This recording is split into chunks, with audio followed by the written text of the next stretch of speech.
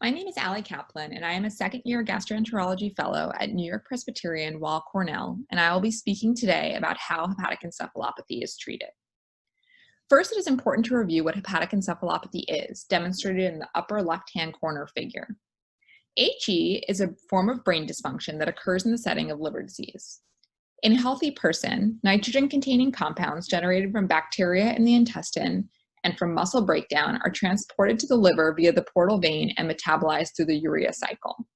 The kidneys then further process urea and it is excreted out in the urine. In a person with liver disease, the liver cells are incapable of metabolizing these waste products because the liver is scarred down and blood is therefore shunted through collateral circulation. The most important waste product that cannot be metabolized is ammonia, which is represented as NH3 in the figure. Ammonia can then cross the blood-brain barrier, thereby leading to confusion.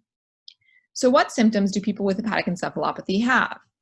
It is important to recognize that there are both physical and cognitive symptoms, ranging from fatigue, slowed movement, confusion, memory impairment, and inattention. Now that we've reviewed very basic pathophysiology and symptoms, let's dive into treatment. We have both pharmacologic therapies and non-pharmacologic therapies for the treatment of hepatic encephalopathy.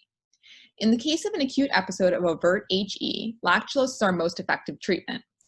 Lactulose is broken down by bacteria in the gut, leading to an acidic pH.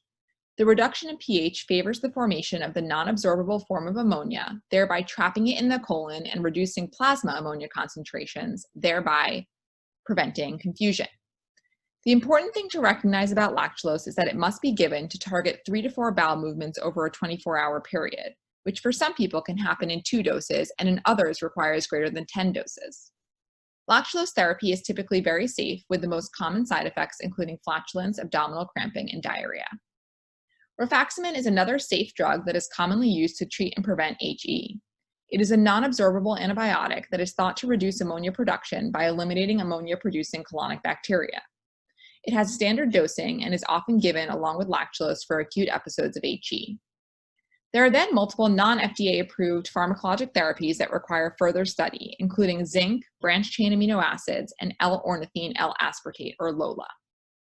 Lastly, I want to emphasize that non-pharmacologic therapies are not typically sufficient in and of themselves to treat or prevent HE. They can be used in addition to the pharmacologic therapies we have already discussed. They include things like pre- or probiotic therapy, which appears to lower blood ammonia concentrations, possibly by favoring colonization with non-ammonia producing bacteria. By similarly altering gut flora, fecal transplants have also been performed in the setting of HE, though this requires further study.